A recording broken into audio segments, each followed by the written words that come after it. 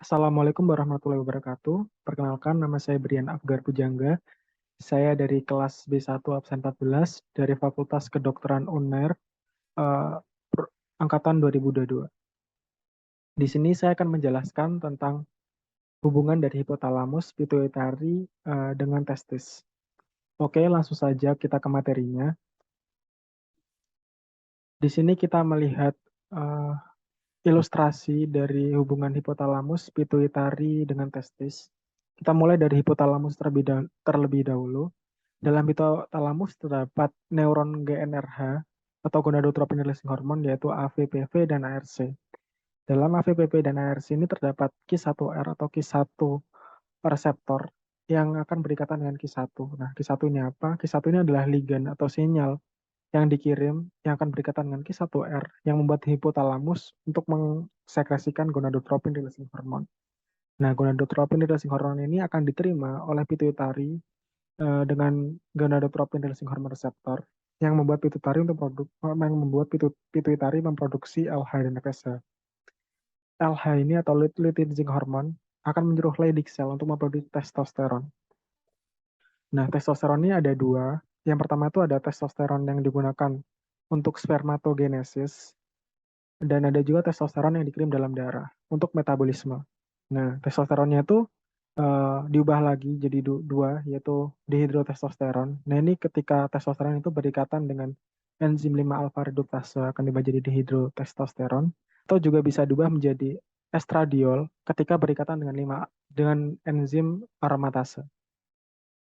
Nah, testosteron dalam darah ini akan memberikan feedback negatif atau respon negatif kepada hipotalamus dan pituitari sebagai sinyal bahwa produksi LH itu sudah cukup.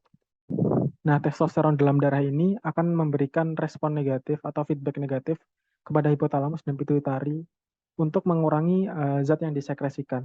Ketika dalam hipotalamus akan mengurangi sekresi dari gonadotropin releasing hormone. Nah, ketika di dalam pituitari akan mengurangi dari sekresi LH dan FSH.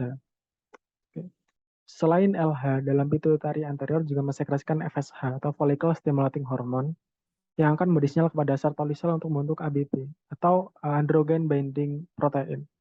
Nah, androgen binding protein ini berfungsi untuk berikatan dengan testosteron yang dikirimkan oleh Leydig cell tadi. Nah, di sini terlihat bahwa Leydig cell itu berada di interstitial space, sedangkan Sertoli cell itu berada dalam tubulus seminiferus. Leydig cell ini berada berdekatan dengan pembuluh darah untuk mengirimkan testosteron ke dalam darah tadi. Lalu juga testosteronnya dikirimkan kepada tubulus seminiferus. Ditangkap oleh Sertoli cell yang ditangkap oleh ABP yang diproduksi oleh Sertoli cell tadi. Nah, nanti akan dikirimkan, lalu akan berikatan dengan ABP atau androgen binding protein.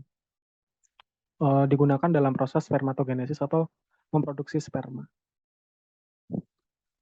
Nah, tadi selain memproduksi ABP, Sertoli cell juga menghasilkan inhibin atau penghambat.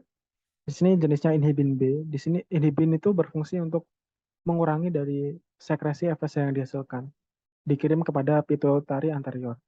Jadi inhibin B ini hanya mempengaruhi produksi atau sekresi dari FSH saja, tidak mempengaruhi sekresi dari LH. Begitu. Sekian yang dapat saya sampaikan. Mohon maaf bila ada kurang dan lebihnya. Assalamualaikum warahmatullahi wabarakatuh.